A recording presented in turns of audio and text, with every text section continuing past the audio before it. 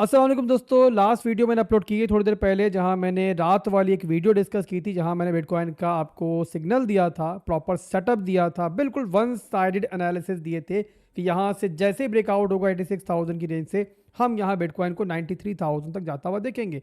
बाकायदा टारगेट्स दिए, बट पता नहीं काफ़ी लोगों ने वीडियो देखी या नहीं देखी।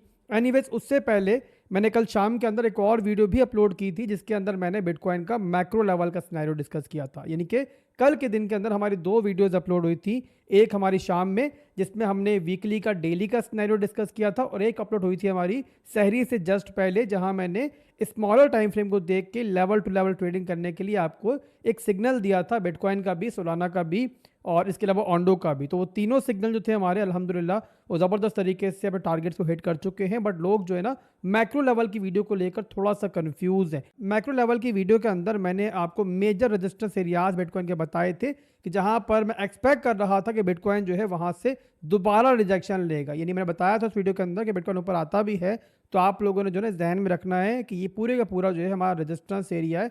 और जो लेवल बताए थे मैंने आपको, उसके अंदर पहला बताया था लेवल मैंने 90,000 का एरिया, सेकंड बताया था मैंने आपको ये मेजर लेवल जो बनता है हमारा 95,000 से लेके 98,000 का लेवल।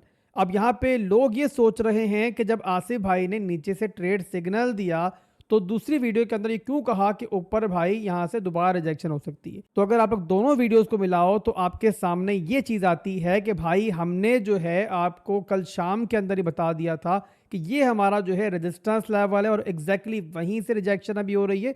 और दूसरा, आपको एक और चीज़ देखो कि मैंने आपको जो मूव ये छोटा सा आना था ना, ये भी दे दिया दूसरी वीडियो के अंदर कि भाई आप इस छोटे से मूव को भी ट्रेड कर लो, यहाँ प्रॉफिट बना लो। फिर भी अगर आप लोग कंफ्यूज हो रहे हो तो इसका मतलब कि आपको सीरियसली जो है ना वो बेसिक लर्निंग की ज़रूरत है। बहरहाल, अब दोबारा मैं आपको फ्रेश एनालिसिस बिल्कुल दो टोक अल्फाज में दे रहा हूँ। अब अल्लाह का वास्ता इसके बाद कंफ्यूज नहीं होना। अब बिटकॉइन का जो मैंने आपको एक ट्रेड सेटअप दिया था छोटा सा, उसका लास्ट टारगेट मैंने दिया था आपको ये CME गैप 93,000 का रीजन।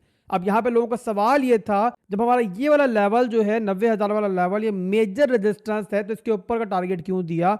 तो भाई रीजन ये है कि CME गैप यहाँ बना हुआ है।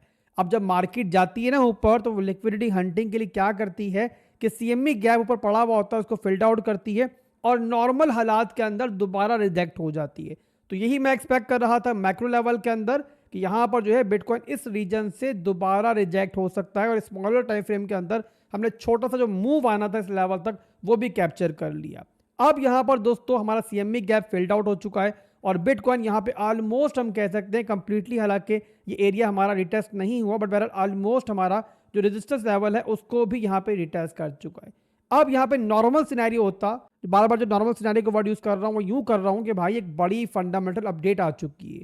डोनाल्ड ट्रंप की एक अपडेट आ चुकी है, जहां पे उन्होंने कहा है कि वो यहाँ बिटकॉइन को, इथीरियम को और कुछ ओल्ड कॉइन्स को नेशनल रिजर्व में शामिल कर रहे हैं। अब जब भी कोई फंडामेंटल अपडेट आती है ना मार्केट के अंदर, तो वहां पर जो है ना मार्केट फिर जो है ना बड़ी रिस्की सी हो जाती है। यानी कि हमें क्लियर दिख रहा है चार्ट के ऊपर कि भाई हम लोग जो है यहाँ पे रेजिस्टेंस एरिया में मौजूद है, बट यहाँ पे जाहिर एक बड़ी फंडामेंटल अपडेट है। मार्केट अगर इसके हिसाब से चलती है तो कुछ पता नहीं मार्केट में क्या हो। तो यहाँ पे इसीलिए जो है ना हमें थोड़ा सा जो है यहाँ पे संभल के चलना होता है, ब्लाइंडली यहाँ पे नहीं कूदना होता मार्केट के अंदर। तो यहाँ पे हमें क्या करना चाहिए, अगर हम यहाँ पे लेवल टू लेवल ट्रेडिंग कर रहे हैं, शॉर्ट टर्म की ट्रेडिंग कर रहे हैं, तो फिर हमें ये करना चाहिए कि हमें जो है ना इस लेवल के टूटने का या प्रॉपर रिजेक्शन का वेट करना चाहिए। अगर बिटकॉइन इस तरीके से ऊपर जाता है और डेली क्लोजिंग इस लेवल के ऊपर ले लेता है, तो इसका मतलब ये होगा कि ये स्ट्रक्चर जो है अब दोबारा ऊपर की तरफ ब्रेकआउट कर चुका है। बट जब तक ऐसा नहीं होता, हम यहाँ पे स्टिल एक रेजिस्टेंस लेवल में मौजूद है, स्टिल यहाँ से रिजेक्शन आ सकती है। तो ये चीज आप लोगों को ध्यान में रखनी है। अगर अब भी कंफ्यूज हो तो कमेंट में लिखो, कमेंट में सवाल करो, मैं ट्राई करूंगा वहां पर जवाब दे दूं। मैंने अपनी पूरी ट्राई की है कि मार्केट का जो इस टाइम शॉर्ट टर्म का सिनेरियो बन रहा है वो आपको बता पाऊं। फिर मिलेंगे इंशाल्लाह बहुत जल्द। दुआ में रखिएगा। अल्लाह हाफिज।